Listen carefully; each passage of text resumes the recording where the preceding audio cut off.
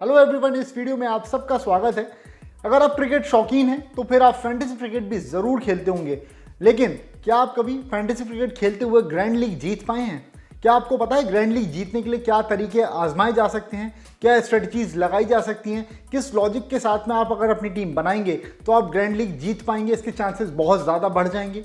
अगर आपको ये सारी चीज़ें नहीं पता है तो ये वीडियो सिर्फ और सिर्फ आप ही के लिए है, और आप अगर इस वीडियो को पूरा देख लेंगे, अगर आप इस वीडियो को बिना स्किप करे आखिरी तक देखेंगे तो ग्रैंड लीग जीतने के आपके चांसेस भी बहुत ज़्यादा बढ़ जाएंगे। मैं आपको 5 टिप्स ऐसी देने वाला हूँ इस वीडियो में, जिसको लगा करके अगर आप अपनी ग्रैंड लीग की टीम बनाएंगे तो फिर आपके जीत के चांसेस जो रहेंगे ग्रैंड लीग में, बहुत सारा अमाउंट जीतने की जो आपकी प्रोबेबिलिटी रहेगी वो बढ़ जाएगी। भाई ग्रैंड लीग जीतने के लिए जो सबसे पहला पॉइंट आपको अपने दिमाग में रखना चाहिए, जो सबसे ज़्यादा इंपॉर्टेंट है, वो ये है कि आप जिस भी मैच को विन करना चाह रहे हैं, जिस भी मैच में ग्रैंड लीग की टीम बना रहे हैं, उस मैच की आपको प्रॉपर जानकारी रहे, आप अच्छे से रिसर्च करें उसके ऊपर, आप अच्छे से एनालिसिस करें और उसके बाद ही आप अपनी टीम उस मैच के लिए तैयार करें। आपको पता होना चाहिए कि वो मैच जिस भी ग्राउंड पर खेला जा रहा है वहाँ पर क्या आंकड़े रहे हैं, वहाँ बल्लेबाजों के लिए फेवरेबल रहता है या फिर वहाँ गेंदबाजों के लिए फेवरेबल रहता है। और अगर गेंदबाजों को वहाँ पर ज़्यादा मदद मिल रही है तो आपको ये देखना होगा कि ये जो फेज़ रहता है, कौन से फेज़ में ज़्यादा विकेट्स वहाँ पर गिर रहे हैं, क्या शुरुआत में वहाँ पर ज़्यादा विकेट्स गिर रहे हैं या फिर मिडिल ओवर्स में ज़्यादा विकेट गिर रहे हैं या फिर डेथ ओवर्स में जाकर के ज़्यादा विकेट गिर रहे हैं। तो ये सारी चीज़ें, ये सारी बारीकियाँ आपको पता होनी चाहिए जब आप अपनी ग्रैंड लीग की टीम बना रहे हैं, और ये पहला पॉइंट आपको अपने दिमाग में हमेशा रखना चाहिए। थोड़ी सी आपको यहाँ पर मेहनत करनी चाहिए, लेकिन ये मेहनत भी आप अगर ना करना चाहें तो आप आने वाले वीडियोस मेरे देख सकते हैं। आपको मैं प्रॉपर एनालिसिस के साथ में सारी टीम्स किस तरीके से बनाई जा सकती हैं उनके बारे में बताऊंगा। अब बात करते हैं दूसरे पॉइंट की। भाई जब आप अच्छे से रिसर्च कर लेंगे, आप अच्छे से एनालाइज कर लेंगे सारी चीज़ों को, सारी कंडीशंस को, पिच की कंडीशन क्या है, ग्राउंड की कंडीशंस क्या हैं, उसके बाद जो दूसरा सवाल आपके मन में सबसे बड़ा आएगा वो ये आएगा कि ग्रैंड लीग के लिए अपनी टीम हम किस तरीके से रेडी करें, कौन कौन से प्लेयर्स को अपनी टीम में हम पिक करें। तो मैं आपको एक बात बताता हूँ कि अगर आपको ग्रैंड लीग विन करना है तो बहुत हाई चांसेस इस बात के रहते हैं कि जो आपकी ट्रेडिशनल टीम रहेगी वो ना चल पाए उसमें। यानी कि आप जो टॉप रेटेड प्लेयर्स रहते हैं, जिन प्लेयर्स को बहुत सारे लोगों ने पिक किया है, अगर आप उन प्लेयर्स को ही पिक करेंगे सिर्फ, तो आप ग्रैंड लीग जीत पाएँ इसके चांसेस बहुत कम हो जाएंगे।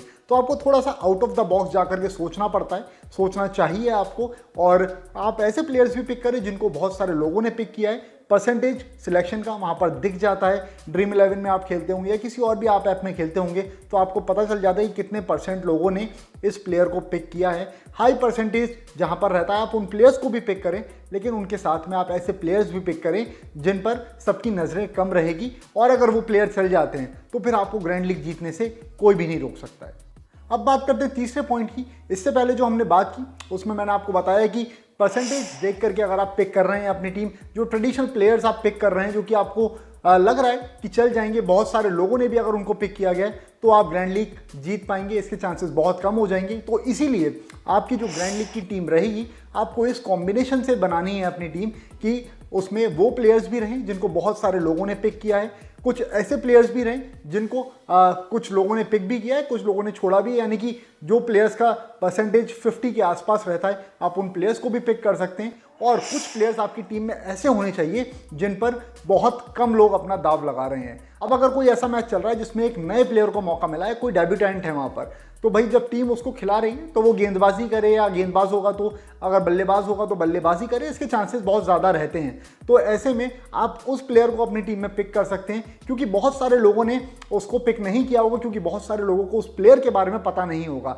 ऐसे में अगर वो प्लेयर परफॉर्मेंस दे जाता है तो फिर आपकी जो टीम रहेगी वो एकदम टॉप पर आ सकती है, वो एकदम अच्छा परफॉर्मेंस हो सकता है उस टीम का, क्योंकि जो बाकी लोग रहेंगे उन्होंने उस प्लेयर को छोड़ दिया होगा। लेकिन अगर आपकी टीम में वो रहेगा तो वो जो भी पॉइंट्स बनाएगा वो सारे पॉइंट्स आपके लिए बोनस के तौर पे काम करेंगे। अब चौथे पॉइंट पर हम बात करते हैं कौन कौन से प्लेयर्स आपको अपनी टीम में पिक करने चाहिए, यानी कि विकेट कीपर हो गए, कितने बैट्समैन आपको लेने चाहिए, कितने ऑलराउंडर्स आपको लेने चाहिए, कितने गेंदबाज आपको लेने चाहिए, उसके बारे में डिस्कस करेंगे। तो भाई जब आप विकेट कीपर को पिक करने के लिए जाएंगे तो आपको ये देखना चाहिए कि उनका बैटिंग ऑर्डर क्या है, किस ऑर्डर पे वो आकर के बल्लेबाजी कर सकते हैं, और आप कितने विकेट कीपर अपनी टीम में रख सकते हैं। इस सारी चीज़ों को आपको देखना रहेगा, इसलिए विकेट कीपर को पिक करना आप एकदम आखिरी वाला काम करिएगा। अब उससे पहले आप पिक कर लीजिए सबसे पहले तो ऑलराउंडर्स। आप कितने ऑलराउंडर्स के साथ में जा सकते हैं, क्योंकि ऑलराउंडर आपकी टीम में जितने ज़्यादा होंगे उतना ही ज़्यादा चांस रहेगा आपके जो प्लेयर्स हैं वो परफॉर्म ज़्यादा कर पाएँ, क्योंकि एक बल्लेबाजी जब चल रही होगी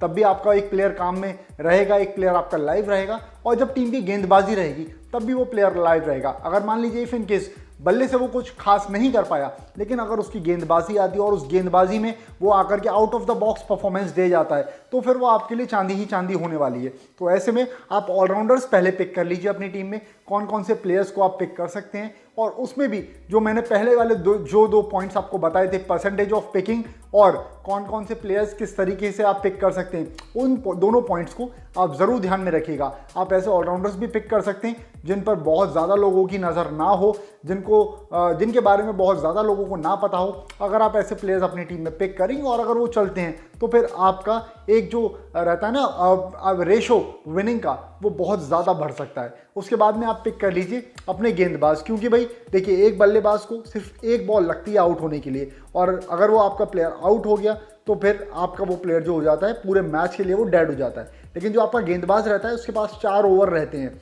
अब अगर वो एक ओवर में मान लीजिए उसकी पिटाई हो जाती है, अच्छे रन उसको पड़ जाते हैं, लेकिन बाकी के 3 ओवर में आकर के वो कमबैक करा सकता है। जैसे हम हर्षल पटेल की ही बात कर लें, हर्षल पटेल के साथ अक्सर ऐसा होता है कि वो जो उनके शुरुआती ओवर्स रहते हैं उसमें कुछ रन लौटा दें, लेकिन बाद में आकर के वो हैट्रिक्स भी ले जाते हैं, आउट ऑफ द बॉक्स उनकी तरफ से परफॉर्मेंस हो जाती है। और जिन लोगों ने उनको अपनी टीम में रखा होता है, जो ग्रैंड लीग की पूरा जो आपको लीग दिखाई दे रही होती है ना, जिसमें सारी टीम्स दिखाई देती हैं, जितने लोग खेल रहे होते हैं उनकी टीम्स दिखाई देती है, उसमें वो प्लेयर्स ऊपर चले जाते हैं जिन्होंने हर्षल पटेल को पिक किया होता है। तो इस वजह से ऑलराउंडर्स काफ़ी ज़्यादा अहम होते हैं। ऑलराउंडर्स और बॉलर्स को पिक करने के बाद अब आप आ जाइए बल्लेबाजों की लिस्ट में, और बल्लेबाज तो आपके मोर और लेस वही होंगे जिनको बहुत सारे लोगों ने पिक किया होगा, जैसे कि ऋतुराज गायकवाड़ हो गए आपके पास में अभिषेक त्रिपाठी जैसे स्टार प्लेयर्स हैं जिनको बहुत ज़्यादा लोग पिक नहीं करते, क्योंकि उनकी जो परफॉर्मेंस का चांस रहता है वो आप हो सकता है कि वो अच्छा परफॉर्मेंस भी दे दें, और ऐसा भी हो सकता है कि वो अच्छा परफॉर्मेंस ना भी दें। तो अभिषेक त्रिपाठी जैसे प्लेयर्स जो हैं वो आपके लिए की फैक्टर साबित हो सकते हैं। उनके अलावा मेजरली ऐसे प्लेयर्स होते हैं जिनको सबने पिक किया होता है, जैसे कि रोहित शर्मा हो गए आपके पास में फैफ डु प्लेसिस हो गए। तो इस तरह के प्लेयर्स तब रहते हैं। उसके बाद फिर आप आ जाइए विकेट कीपर्स की लिस्ट में। अब आप पिक कर लीजिए अपना विकेट कीपर कोई ऐसा जिसका परफॉर्मेंस का चांस ज़्यादा रहे, जैसे कि मुंबई इंडियंस की तरफ से ईशान किशन खेलेंगे। अब ईशान किशन ओपन करेंगे, ये बात आप सबको पता रहेगी, तो उनके पास में पूरे 20 ओवर रहेंगे खेलने के लिए। अगर वो सेंसिबली बैटिंग करते हुए चल जाते हैं और अगर ईशान किशन आपकी टीम में हैं, तो फिर आपको ग्रैंड लीग जीतने से कोई भी नहीं रोक सकता है। अब बात करते हैं अपने 5th पॉइंट की। अब ये जो पॉइंट है ना बहुत ज़्यादा अहम हो जाता है, क्योंकि आपने एक बार अपनी टीम भी बना ली, आपने एनालिसिस भी कर लिया, सारे परम्यूटेशंस कॉम्बिनेशंस भी लगा लिए, उसके बाद में आप कैप्टन वाइस कैप्टन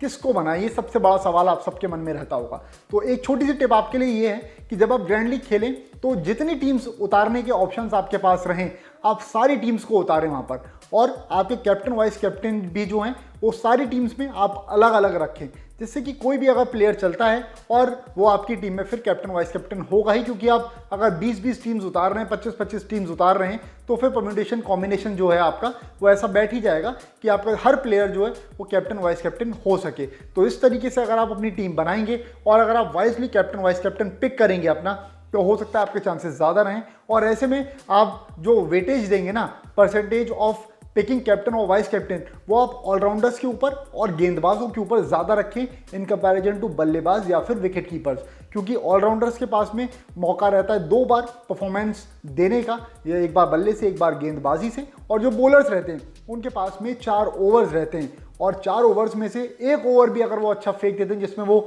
3 विकेट ले लें और रन भी बहुत कम दें, तो वो आपको बहुत ऊपर ले जा सकते हैं। जो ग्रैंड लीग की लिस्ट होगी जिसमें सारी टीम्स खेल रही होंगी उसमें आप बहुत ऊपर जा सकते हैं। तो ये 5 पॉइंट्स जो थे, अगर आप इनको अपने दिमाग में रखते हुए ग्रैंड लीग की टीम बनाएंगे तो आपके जीत के चांसेस जो हैं वो बहुत ज़्यादा बढ़ जाएंगे। और जो मैंने आपको स्टेप बाय स्टेप एक एक पॉइंट करके बताया है, इन सारी चीज़ों को आप दिमाग में रखिए कोई भी ग्रैंड लीग की अपनी टीम बनाते हुए, तो आपके जीत के चांसेस बहुत ज़्यादा रहेंगे। और मैं उम्मीद यही करता हूँ कि आप ग्रैंड लीग में बहुत सारा पैसा विन कर पाएँ, बहुत सारे रुपए आप जीत पाएँ और आपके लिए आसानी रहे। इसलिए रिसर्च और एनालिसिस वाला जो काम है वो आप मेरे ऊपर छोड़ सकते हैं। जब मैचेस शुरू होंगे तो एनालिसिस वाले सारे वीडियोस लेकर के मैं आप सबके पास में आऊँगा। कौन सा प्लेयर किस टीम के सामने कैसा परफॉर्मेंस देता है, इस टीम के सामने किस गेंदबाज